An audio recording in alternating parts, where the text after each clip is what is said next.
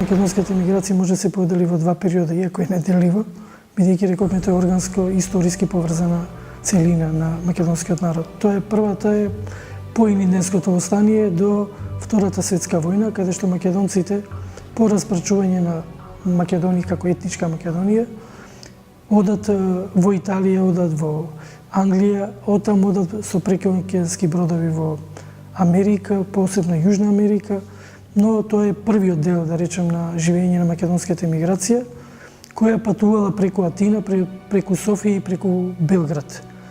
Вториот период, како што споменав, тоа е македонската емиграција по создавање и возобновување на македонската држава, на Република Македонија во федерална единица, во тогашна Југославија, така што се уште и ден денеска македонската емиграција работи на македонската кауза во однос не само на возобновена македонска држава, обновена значи македонска држава, туку македонската емиграција по ослободување и формирање на Република Македонија во вардарскиот дел на етничка Македонија, едноставно се бори за обединување на Македонија. Тоа се нејзините главни идеали во однос на македонскиот народ и создавањето на македонската држава.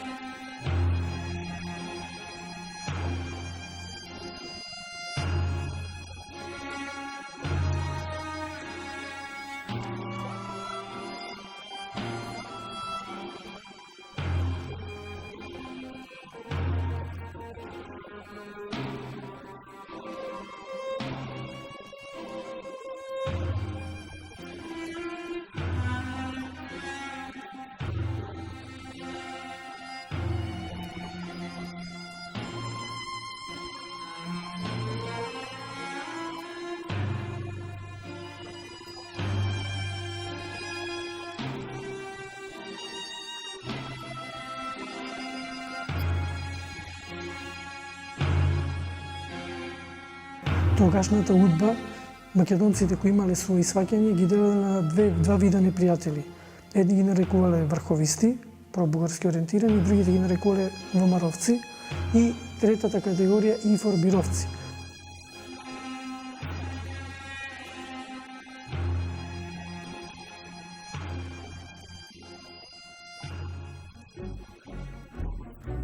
Една од најстакнатите личности и најмаркантната фигура на македонската политичка емиграција, а може слободно да се каже и единствен македонски политички дисидент, е Драган Богдановски. Македонски публицист, политички емигрант, дисидент, политички затвореник, еден од основачите на ВМРО-ДПМН, кој 30 години беше во челните редови на македонската патриотски настроена емиграција, го посветува целиот свој живот на идејата за независна, обединета и демократска Македонија.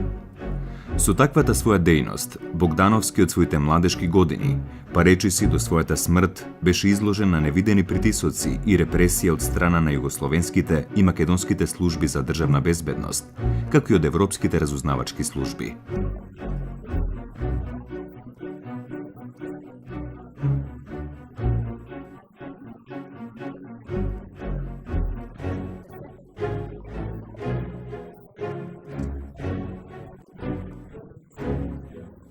Драган Богдановски е роден на 18 септември 1929 година во селото Клечовце, Кумановско. Основно училиште завршил во Куманово, а средното земјоделско училиште почнал да го изучува во Битола, а го завршил во Скопје. По завршување на средното училиште, средно земјоделско училиште во Скопје, како талентиран ученик, тој од владата на Република Македонија доби стипендија, како награда доби стипендија и се запиша на земјоделски факултет во Белград, одсек ветерина. Уште на третиот семестар од студиите се пројавува како иницијатор за формирање на Македонски студентски клуб во Белград и набргу поради политичката промакедонска активност бил уапсен. Земал од еден пријател машина за куцање. Тој го ја искуцал еден примерок, па на шарпирограф ги умножил и за неколку примерка залепил по Белград, да ги организира македонските студенти во Белград. Но по полицијата, по машината, која имал машината, го најдат човекот кој ја поседувал машината и тој кажал дека тој човек му е дал на услуга. Во Белград го протолкувале како македонски настроен, го судуваат на затвор 6 месеца. Тој одлегува 4 месеца во Белград во затвор и по излегување од затворот во пресудата му пишуваше дека нема право за запишување на ниедна образовна установа во бивша Југославија.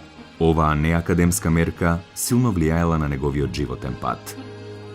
Одлучувајќи се да избега од комунистичка Југославија, тој легално пребегал во Грција. Еден од првите луѓе кои жртвувајќи се и пребегајќи од тогашна Југославија и Република Македонија, Федерална Македонија, во грчкиот логор Лавријан, така тука се среќави со група на струмичани и така натака, пребегнува, оди за Бразил.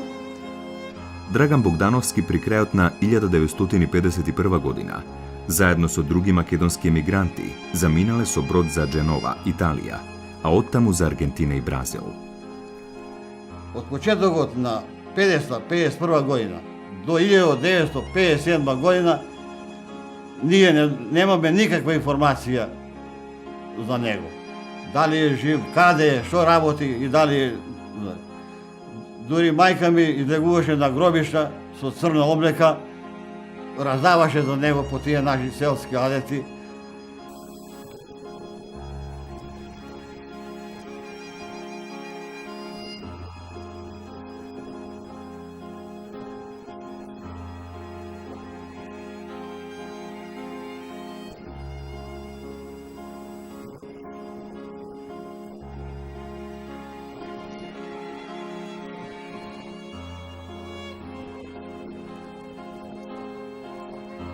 Во Бразил престојува до 1954 година, кога заминува за Франција, во Париз.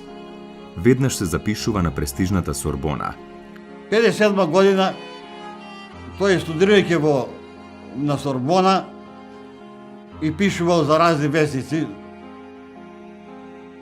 пошто студирал новинарство, почел да пишува и со тоа економски се одржувал. Како новинар имал можност да ги посети државите на Блискиот Исток, Соединетите Американски држави, Канада, како и другите држави во Западна Европа, а воедно го следел печатот и настаните за се што се случувало во Југославија и Македонија. Викам, добро брат, како ги научи тие 10-12 јазика ти странски да зборуваш? Вика, вака. Во Аргентина и Бразил научи шпански и португалски. Таму се зборува така. Руски знаеше уште и англиски прилично овдека уште знаеше. Овие другите во Париз го научил францускиот затоа што беше студент на Сорбона. Тука за да студираш, во Германија живееше и во овие други земји, во сите, значи германски го знаеше, диалектички да го зборува. Така да, тој беше многу умен, се што чуеше, брго учеше. Во Париз, под негово раководство, е формирана првата организирана група на македонски студенти со името Народен фронт.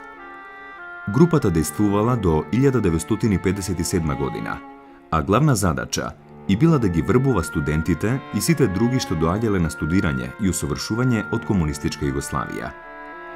Групата го издавала весникот Македонска искра. По интервенција на овие наши страни земји, Бугарија и Грчија, французите му забрануваат да пишува, да го издава тој вестник. На 27. април 1957 година Драган Богдановски и македонскиот политички емигрант од Швајцарија Пецо Спасовски во Лозана одржале основачко собрание и формирале организација Македонски национален фронт. Низината главна политичка програма била насочена против комунистичка Југославија и Бугарија и кралска Грција со цел борба за слободна и независна македонска држава. Организацијата успеала да отпечати само еден број на вестникот Македонија на македонски јазик.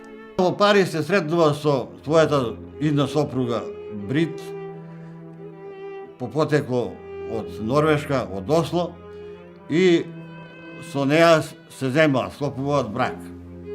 Со неа има и два сина, Перн Арне и Иво. Низиниот татко бил главен архитект на Осло, имал своја печатница.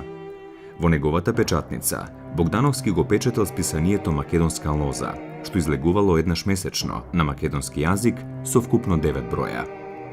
Посветен на својата татковина, неговата сопруга ќе изјави: "Да, точно е, бев омажена за еден Драган, меѓутоа тој не беше оженет со мене, тој беше оженет со Македонија."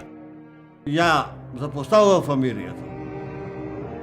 Влегува во политика да ја организира нашите иселеници во борба за создавање на така наречена слободна Македонија. Меѓутоа, Драган Богдановски е немирен дух и тоа го живее со македонската емиграција во Белгија, во Норвешка, во Германија.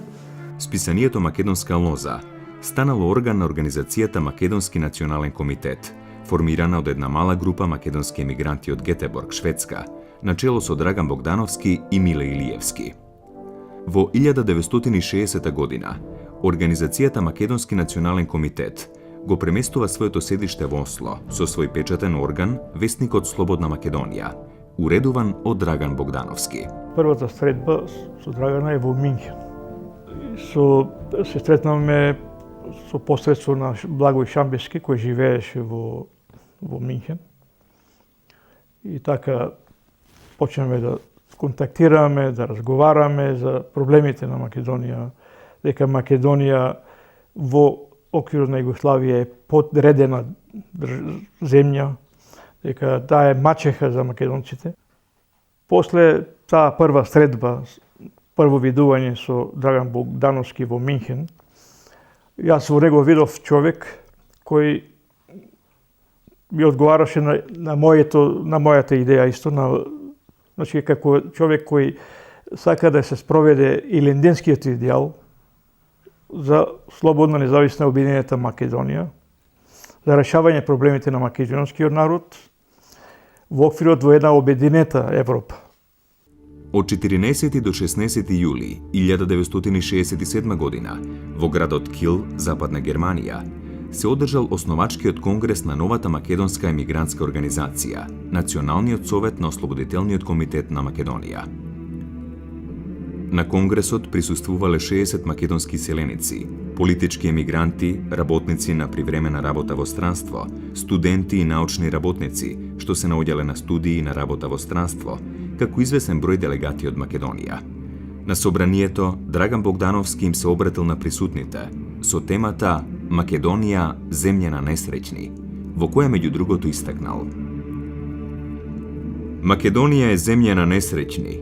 Понесреќна земја од неа нема и немало во Европа, па и во целиот свет. Македонскиот народ вечно живее една трагична историска судбина, која се протегнува цели 12 столетија. Причината за таа наша вечна национална трагика лежи во географско-стратешката положба на нашата татковина, која е крстопат меѓу исток и запад и богат плен за империалистичките апетити на сите мегаломани од соседните земји. Светот денес е поделен на два големи војни и општествени лагера. Ние не треба да чекаме комунизмот да падне, па да создаваме македонска држава, како и што не треба да чекаме Грција да се комунизира, па да ја ослободиме Македонија. Треба да работиме во услови онакви какви што се сега. Треба да водиме една умна и современа политика, која ќе има влијание и во сегашниот политички живот во Македонија, како и во односите меѓу балканските држави, со кои е сврзано македонското прашање. Ние сме горди со нашата Македонска република, горди сме со нашиот македонски литературен јазик и со нашата света македонска национална црква. Нашата борба не е борба за уривање на нашата Македонска република, не е, зашто таа е наша македонска држава.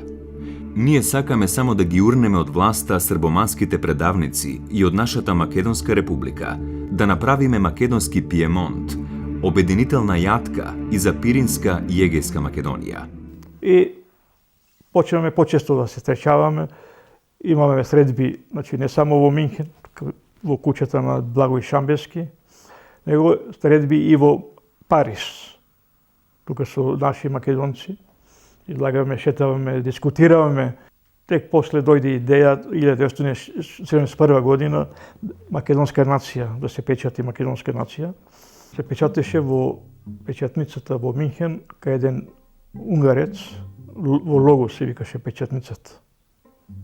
Тоа материјалите Драган ги печатеше и ми праќаше мене и така повеќе броеви кои ги ширевме, ги дававме и така натаму.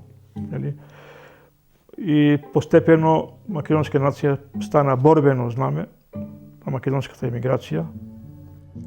Во 1971 година, во списанието Македонска нација, во статијата Македонската нација и незината државност, ќе напише: ограничената сувереност на македонската национална државност го држи националното прашање на целата македонска нација во стагнација. Во таа околност, борбата за македонското национално ослободување е заледена на една, така да се рече, неподвижна точка. Борбата прво ќе биде водена за што поголема сувереност на Македонската република во рамките на Југословенската федерација, а потоа, кога за тоа созреат услови, и за отцепување на Македонија од Југославија. Последново е потребно не од некоја суета за задоволување на некаков македонски шовинизам и национализам или на некој историски задоцнет сепаратизам, туку од специфичната положба што има нашата македонска нација, како во Југославија, така и во рамките на сегашните балкански граници. Секое идење во Минхен се задржаваше по неколку дена кај мене, сведок да се испечати весникот Македонска нација и да се испрати до сите дестинации во светот. Набргу, Организацијата Ослободителен комитет на Македонија го менува името во Движење за обединување на Македонија, ДОМ. Веднаш потоа во Минхен бил формиран Централен комитет на ДОМ со организации во Австралија, Канада и во Америка во следниот состав: председател Драган Богдановски, Париз, Франција; подпредседател Благој Шамбевски, Минхен, Германија; политички секретар Панко Стамковски, Мелбурн, Австралија; организационен секретар инженер Јован Гарвански, Бремен, Германија. Седиштето на Централниот комитет на ДОМ и на списанието Македонска нација било во Минхен, Западна Германија. Во 1971 година, на страниците на Македонска нација, во статијата "Потребно е да се бара меѓународна и европска одбрана на Македонската република", ќе напише: Југославија се наоѓа пред распаѓање. Болниот на Балканот ја испушта својата грешна душа, ја предава на ѓаволот за да ја однесе в пекол, каде што и е местото, зашто и самата беше пекол додека беше жива. Врз гробот на Југославија ќе плачат само српските хегемонисти и по некој јаничар на српскиот империализам во Македонија, на кој неславната покојничка му обезбедуваше раскош и разврат. Сега, пред самото распаѓање на Југославија, ние македонците треба да се прашаме што да правиме, кој пат треба да го фатиме. Нема никакво сомневање дека распаѓањето на Југославија ќе биде судбоносно за Македонската република. Од нас македонците ќе зависи дали тоа ќе биде во полза или на наша штета. За да биде во наша полза, ние треба навреме да ги преземеме сите мерки што се потребни за да спречиме при распаѓањето Србите да ја окупираат Македонската република и пак да ја прогласат за Јужна Србија. Оти постои таква опасност, му е јасно на секој македонец кој знае трезвено да мисли. Ние уште сега треба да бараме од Обединетите нации и од Европската заедница да испратат војни единици во Македонската република, како гаранција за спречување на една крвава граѓанска војна и за обезбедувањето на територијалниот интегритет и националната сувереност на Македонската република. На 3 ноември 1973 година, организацијата ДОМ се преименувала во Движење за ослободување и обединување на Македонија, ДОМ. Јас предложив да се промени името, да се викам Ослободителен комитет на Македонија не одговара многу на нашите идеали што ги мислиме, него да биде како Движење за ослободување и обединување на Македонија. И тоа се прими и од тога почна, значи не се викаше ОКМ, Ослободителен комитет на Македонија, него Движење за ослободување и обединување на Македонија, ДОМ. На 13 април 1974 година во Минхен бил одржан Општиот конгрес на ДОМ, на кој Драган Богдановски бил избран за председател. Во една средба со Драгана, он ми предложи и ме праша, ме замоли дали можам јас да не печатиме во Минхен, пошто после Логос македонска нација се печатеше кај украинците. И тоа беше поврзано со издатоци. Драган ме запраша, вика ти си чесен, те знам за македонската кауза и така натаму. Дали можеш да способиш да вестникот да се печати кај тебе во Берлин? Вика, има една машина која треба да се купи за 25.000 марки тогаш. Јас се сложив за тоа и јас почнав тоа да го правам доле во ресторан Ново Скопје, во подрум, има големи простории, и почнавме да припремаме за печатницата. На жалост, до тоа не дојде, после Драган беше киднапиран во 1977 година, и така да таа идеја не се оствари. Поводот за киднапирањето на господинот Драган Богдановски беше по наредба на маршалот на Југославија Јосип Броз Тито. Кога беа повикани председателите од Европа во Хелсинки за да одржат за човековите права, се знаеа сите председатели од која држава се, а овие не ги знаеа кога таму беше воден и Драган Богдановски со негови соработници. Овие мои искази се од искажувањето на Драган Богдановски, кој ми ги кажа сите работи што се случува. Кога го прашаа зашто сте вие дојдени овде, Драган Богдановски му одговоре: ние сме дојдени овде за македонските права. Кога изговоре тој така, стана маршалот на Југославија Тито и со зборовите: Македонија, македонците во Македонија и уживаат сите права, тие и слободи све имаат. Во тој момент Драган повторно му реплицира на маршалот на Југославија. Кога му реплицира, му рече: господине маршале, вие или доволно не ја познавате географијата на Македонија, или толку ви е вашето знаење. И тој повеќе не му рече ништо, само кога се вратил назад, издал наредба: или жив, или мртов, да се донеси во Југославија господинот Драган Богдановски. Овие активности на Драган Богдановски биле постојано следени од службата за државна безбедност од Скопје.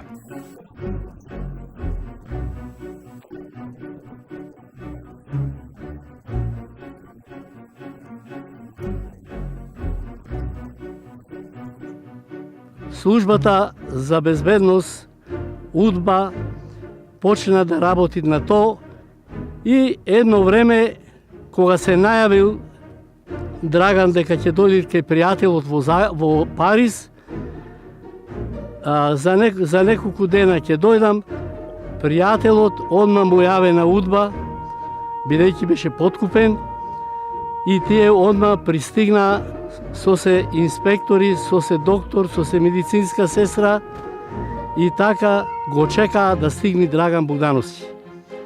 Кога пристигна Драган Богдановски, пријателот излезе да го пречекат и му рече: дојдо едни нашинци од Македонија, дојди ако сакаш да се видите.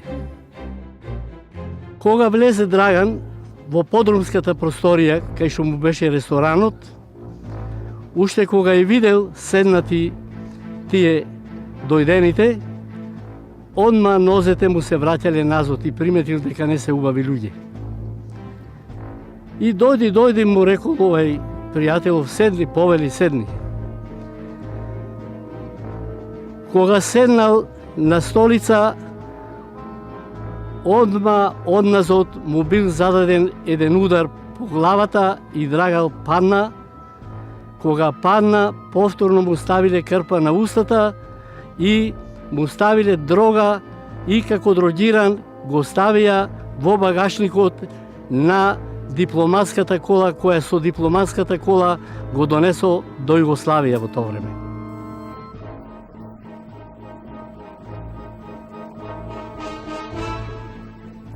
Кога стигнале на граница на австриско-југословенска граница на местото Шентил,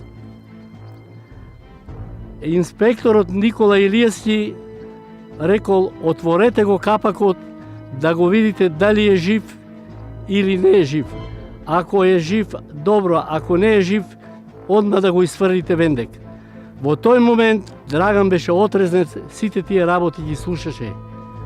И наредбите што ги издаде овај, и сето тоа што му се случуваше. Отука од граница до Љубљана го занесо со таа кола, а од Љубљана на војни авион го занесо до Скопје. Од страна на државната служба на УДБА, со тоа што е префрлен во Скопје, мислам најпрво во Јасен.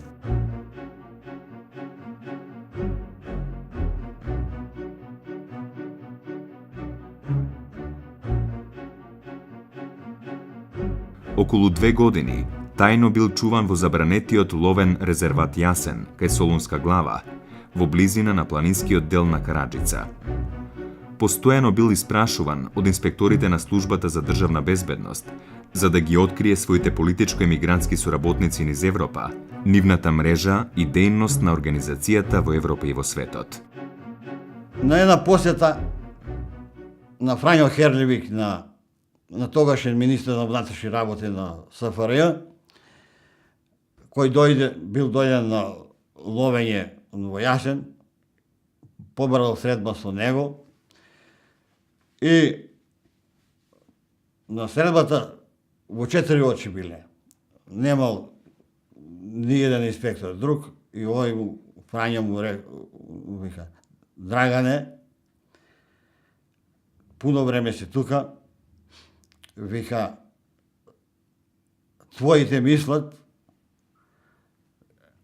а и тебе са ти предложиле да излезеш на телевизија и да кажеш дека ова што си го работел е заблуда.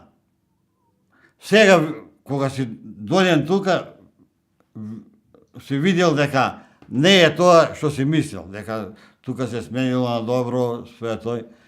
И излезе на телевизија тоа да го кажеш и ние нема да има судење, ќе те ослободиме.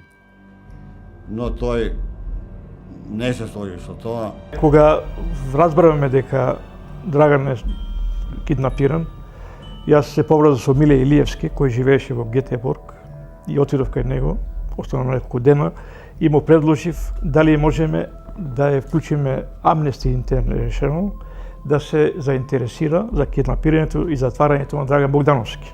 За таа потреба ние сакавме да ја вклучиме и жена му, Брита, на Драган Богдановски, да она исто се вклучи во нашата работа.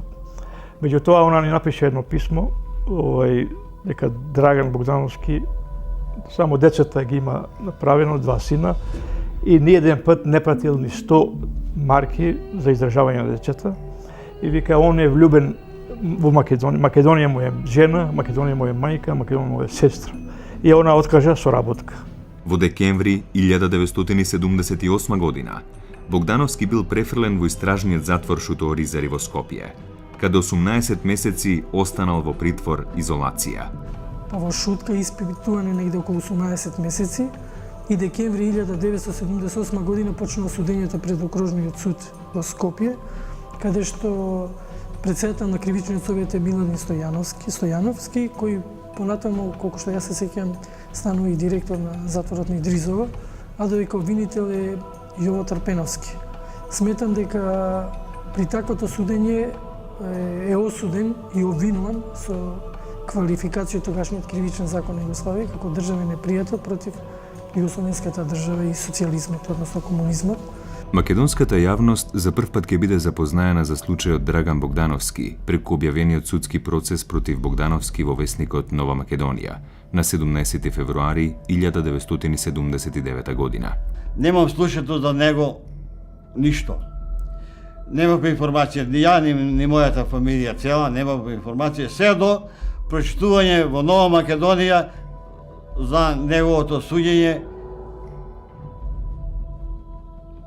и разговорби од Нова Македонија. При тоа во рубриката Судска хроника, вест од окружниот суд Скопје со наслов за непријателска дејност 13 години затвор, била објавена веста. На 5-дневно судење во окружниот суд во Скопје вчера издадено соопштение според кое Советот од Петмина под председателство на судијата Миладин Стојанов му изрече пресуда на обвинетиот 50 годишен Драган Богдановски од село Клечовце, Комановско, емигрант во повеќе западноевропски земји од 1951 година, поради извршено кривично дело, здружување заради непријателска дејност од 1956 до 1979 година, кога илегално дошол во земјата. За делата изнесени во обвинението што го застапуваше окружниот јавен обвинител Јован Трпеновски, а кои на главниот претрес одржан од 12 до 16 февруари во целост беа докажани, судот му изрече казна затвор во траење од 13 години. После пресудата беше пренесен во Идризово. Пренесен во Идризово во зградата што се викаше Чавкарник. Ови се искази све од господинот Драган Богдановски. Иако е осуден и издржува казна во Идризово, сепак и меѓународните организации се заинтересирани за животот на Драган Богдановски во затворот во Идризово. Тоа е една интернационална организација, International, која ги прати судењата во комунистичките земји, така што беше и пратено судењето на Драган Богдановски и каков статус има и како живее во Идризово, што е многу интересен податок. Инаку за судењето и осудувањето на Драган Богдановски единствени кои издаваат вест, колку што мене ми е познато, тоа е, мислам, Политика во Србија и французите во Париз. Веднаш по пресудата, меѓународната група за амнестија од БАКС во Соединетите Американски држави упатила писма до председателот на Врховниот суд на Социјалистичка република Македонија со препорака веднаш да се ослободи од затвор Драган Богдановски. Исто така, Организацијата Народно-слободителниот фронт на Македонија од Гетеборг, реагирајќи на апсењето на Драган Богдановски, укажала дека Драган Богдановски не бил непријател на македонскиот народ, недвосмислено ја изразувал револуционерната цел – ослободување и обединување на Македонија, како најсветол идеал на македонскиот народ во поделената татковина Македонија. Желбата да го видам Драгана на некој начин и да покушам дали можам да му помогнам, беше голема. Прашав на службени лица, одговорни за Драган Богдановски, дали можам да го посетам Драган Богдановски во затворот Идризово. И тие ми овозможија да се видам со Драган Богдановски. Тоа беше прва средба, значи имал право само брат му да го посетува. Ја прв вака од надвор што го посети Драган Богдановски во затворот. При нашата средба во Идризово, јас дури едва го препознав. Не беше оној брат Драган кој го видел во Михен пред 8 години. Тој беше изменет, побледен, па прилично и остарен, тромав. На моето прашање, како е, што е тука, добро е, брат. Не сакаше да каже дека е.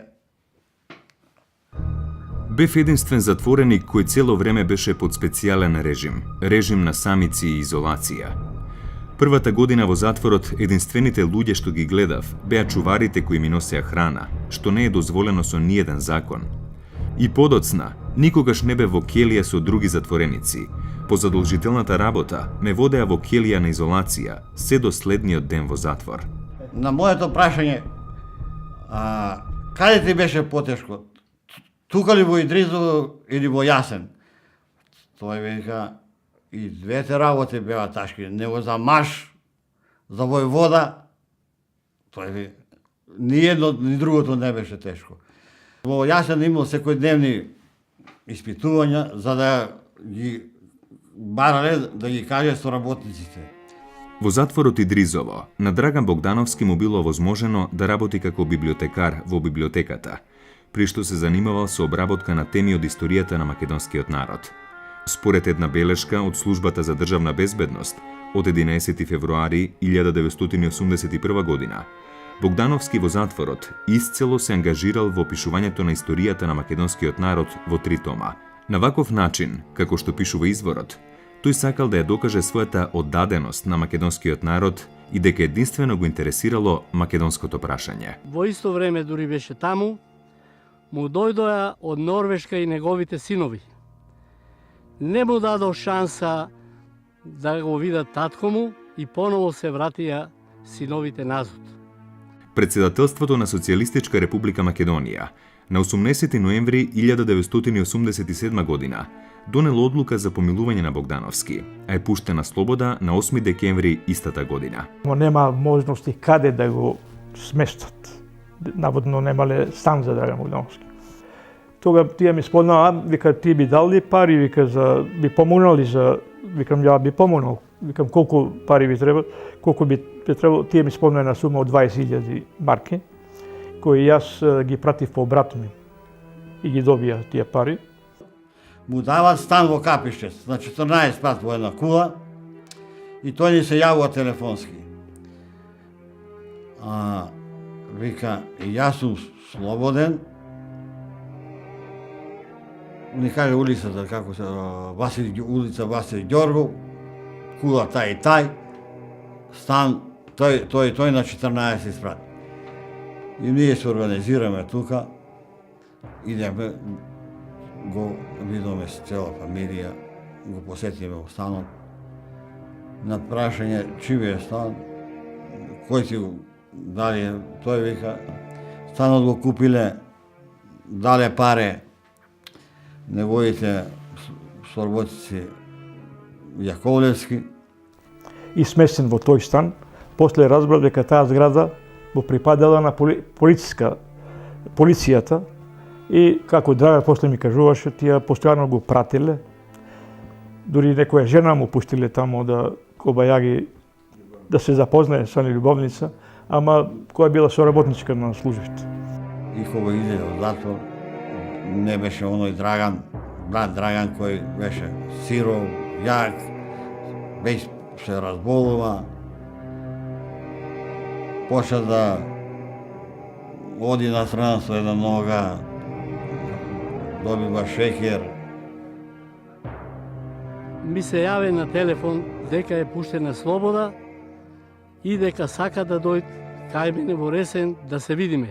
Тој одма дојде во Ресен, јас му обезбедив соба за работа, соба за преспој и сакав малце да го извадам надвор во шума, на езеро, да се малу рекабилитира, затоа што стално во затвори, значи во такви беше тешки услови. И го однесов на езерото во Асамати. Кога го однесов во Асамати, кога се раслече за да се капи, кога видов што ќе видам, видов деформисана личност од еден убав маж лепотан удбашите го деморалисале, го искривиле сосе. И во рамена беше искривен, и нозе, и дури кривеше во одење. И така почнав да го шетам кај мои роднини пријатели, до село, до планина, и така повеќе време стоеше. Али секој ден мораше да се пријавуваат во полиција, затоа што требаше да го знаат кај кого е. Викам, ја дојдов и да ве прашам, зошто го киднапиравте Драган Богдановски? Значи, од една страна тврдите дека вие сте република на македонскиот народ, киднапирате еден човек кој целиот живот го посвети за Македонија, кој никого нито убил некого, нито дал наредба да се убие или нито фрлил бомба на некому. Викам, го киднапирате, викам, кој се бори за Македонија, за обединувана Македонија. И тогаш едниот од службениците ми рече, јас се ежем кога зборувам, вика, ова, вика, беше грешка на нашата служба. Киднапирањето на Драган Богдановски беше грешка на нашата служба. Тој ми кажуваше дека работел во собранието на уредување на еден вестник на англиски јазик неколку месеци. И кажуваше дека работно место му било близко до резиденцијата на Киро Глигоров. И вика, и премпен барал пријем кај него, Глигоров не сакал да го прими. По известно време поново осете дека вршат притисак и под големи строги контроли и мораше поново да ја напушти државата.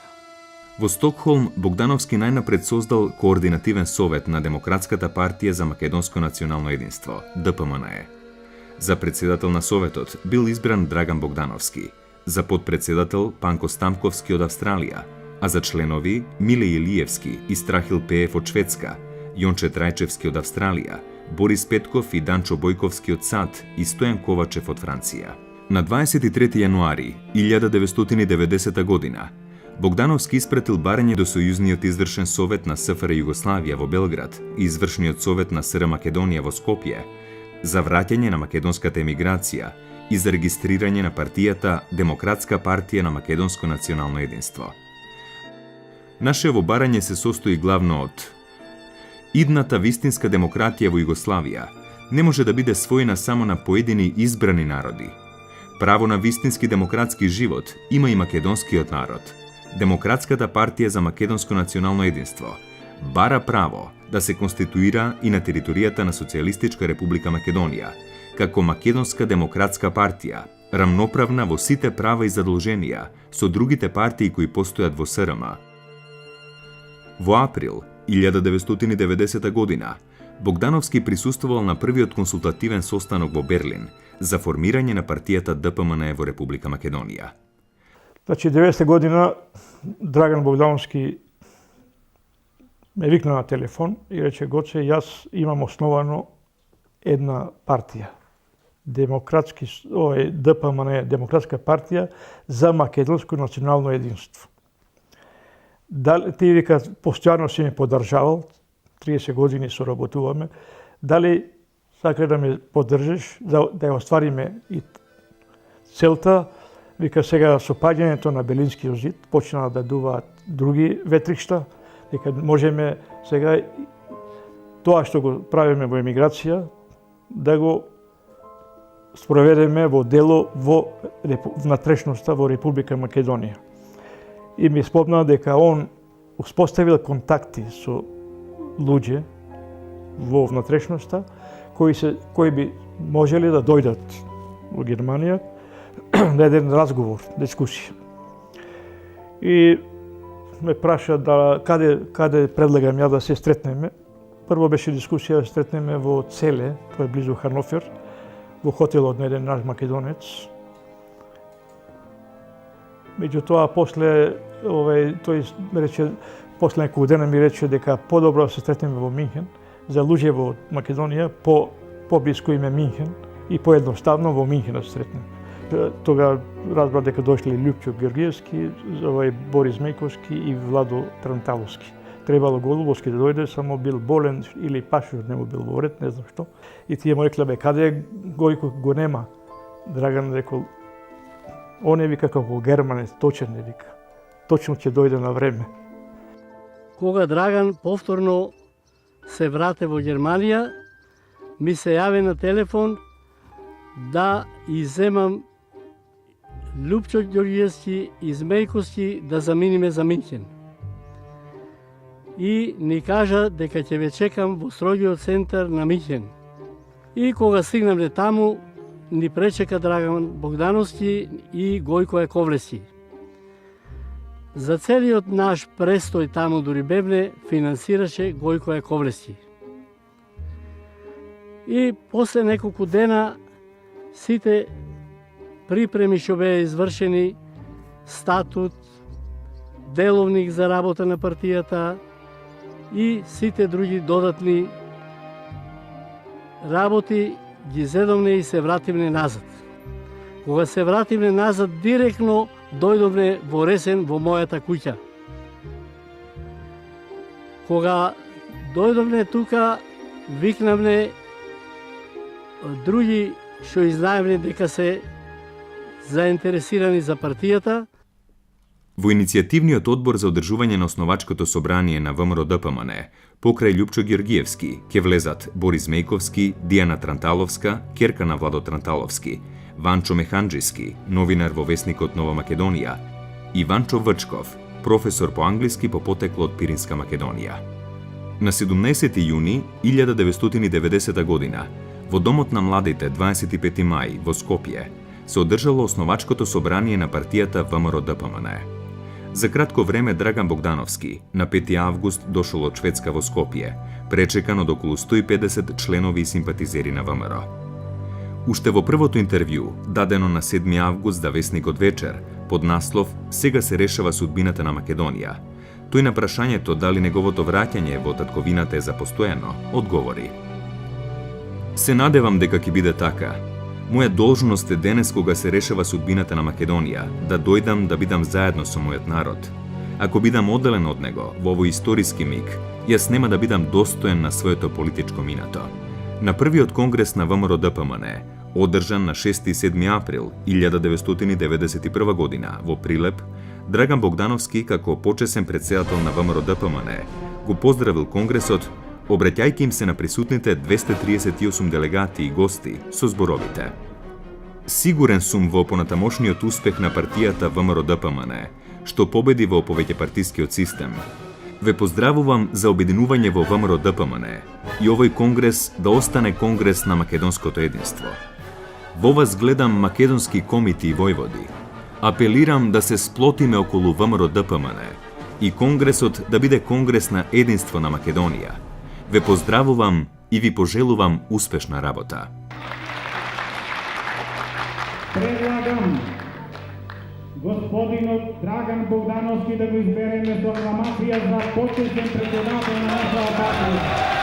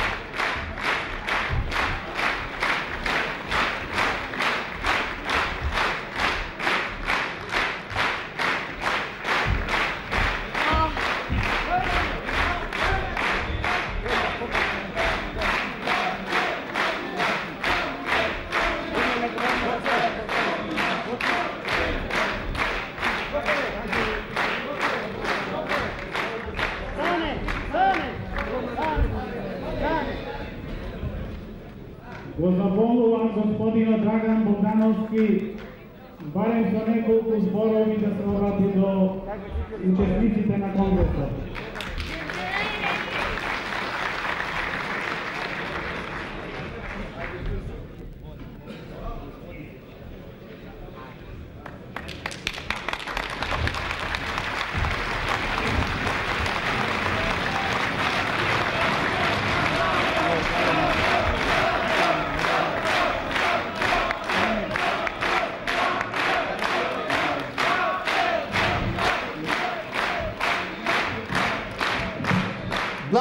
благодарам за честа која ми ја укажавте и пред вас ветувам дека и во иднина ќе работам за Македонија како што работев до сега.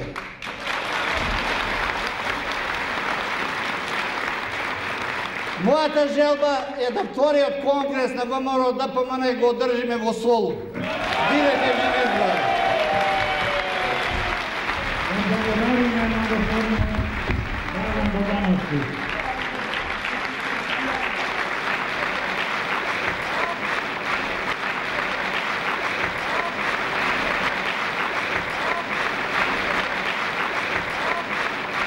Јас предлагав да првиот председател на Република, независна Република Македонија, што се надеваме дека ќе го постигнеме, да биде Драган Богдановски. Тој вика, да, Гоце, нема грешка, вика, тој ќе биде. Така ми обеќаваше и Змејковски и Лјупчо Георгиевски. Меѓутоа, после тука настана контроверзи, ги собра професионалците стари, така наречени комунисти што беа, и веднаш им обеќа стан, плати, и им рекоа само Драган и Гоце, Гојко да не биде. Вика, тие се долгогодишни мигранти, вика, тие не се чувствуваат како македонци. Иако 30 години трчаме и се бориме за Македонија. По известно време, Богдановски се вратил повторно во емиграција во Шведска, продолжувајќи со објавување написи посветени на прашањето за иднината на Македонија. Во 1991 година, по самостојувањето на Република Македонија и воведувањето на плуралистичкиот систем, Богдановски во списанието Македонска нација, во статијата Македонското иселеништво како независен политички субјект, ке напише: со својот гранитен патриотизам, со своето високо национално чувство и со својата неуморна работа за македонската ослободителна кауза, македонското иселеништво покажа дека е составен дел од македонската нација. Покажа во иста мера како и деловите од нацијата во распарчената татковина дека е загрижена за судбината на Македонија. Покажа дека судбински е задоена со илинденскиот идеал на целокупната македонска нација за слободна и обединета Македонија. Брат ми Драган го носи Лјупчо во Америка и го представува, мислим дека тоа во Америка, во Канада е тоа, поточно. Лјупчо Георгиевски, чим стигна на аеродромот во Торонто, одма го презедо МПО. Го пречека, го презедо, а овие што го поканија не го видо поќе. Но тој тука се разочарува, утре до ден брат ми Драган бил многу разочаран, ми кажуваше. Утре до ден добива информација од истите луѓе дека Лјупчо место да оди во хотел вечерно на спиење, тој после 12, после полноќ оди на состанок при бугарската организација. Уврши состанок, одржува состанок, средба оствари и со бугарските имигранти. Во црквената сала во Винзор држеше трибина Драган Богдановски. Меѓувремено пристигна и Лјупчо, како што беа во луѓето и во тој собрани. Во тој момент му се доближал председателот на црквениот одбор и му рекол: кој е онај што држи говор? Му рекол на Лјупчо Георгиевски: кој е онај што држи говор? А тој му рекол: јас не знам, не го познам. Утре до ден кога разбираат овие, кога разбрале неговите пријатели на брат ми, вика кога дојдоа, ме чудо не видеа што сум направил и како сум. Тој веднаш, пошто и Лјупчо бил тука, уше таму и на состанокот зошто така направил, дојде до голема калга, караница и брат ми дори вика јас бев спремен да направам бења, но другарите ме спречија, а тој се правдаше дека отие имал пријатели и требал да ги види, дека тоа не било средба официјална како тука што била со нив. И од тука брат ми со Љупчо губи доверба во него и раскинува. Од тогаш односите се влошија меѓу Љупчо и Драган Богдановски. Гледајќи ги внатрешните пресметки и делби во ВМРО ДПМН, Богдановски на 5 мај 1993 година ја формира партијата Македонски национален фронт со седиште во Прилеп. Партијата немала големо политичко влијание и набрзо згаснува. Поред тоа, што е најголемата заслуга на Драган Богдановски, кој го положи целиот живот за партијата ВМРО и за Македонија, тој доживеа да немат место и поради тоа мораше повторно да се врати во Шведска. Го одведов на автобуса станица, се поздравивме и тоа беше наше последно видување. Тој пак заминал за Шведска. Потоа Богдановски живеел известно време во Малме, Шведска. На 30 декември 1997 година еден активист од Берлин, Стефан Доневски, мајка, предложи да одиме во Малме, кај што живееше Драган Богдановски, да го посетиме и да пречекаме новата година 1997-1998 година. Отидовме до Малме и Драган не пречека со тробадури, музика. И после ова средба, тоа се случи, јас неговата веста за неговата смрт, ја во Шпанија бев, кој ми кажа, ми јави брат ми, дека одејки со воз од Малме преку Данска за Берлин да доаѓа. И тука му се влошило и така паднал и годнали во болница и неколку месеци не знае кој е. Тек после го нашли, утврдиле кој е Драган Богдановски, дека е Драган Богдановски. За неговата смрт дознавме од неговиот соработник и добар куќен пријател Владо Трнталовски од Ресен. Тој не обавеси дека брат ми е починат и дека се организира негово враќање за погреб во Македонија, затоа што изразил желба, била негова желба да биде погребан кога ќе почине, да биде погребан во неговата родна земја. Погребот е организиран од семејството Трнталовски и негови лични пријатели. Тој ми кажуваше дека има добар пријател на еден брачен пар, Ѓорговски, од Штокхолм. Уствари тие го препознале дека е тој. И сега беше во прашање, неговата желба беше за да биде погребан во Македонија. Во прашање беше неговото носење од таму до родниот град Куманово. Ја брат ми Маница го молев, неколку пати го викав, да организира, ако може, Драган Богдановски да биде префрлен во Македонија. Желбата му беше да биде погребан во Македонија.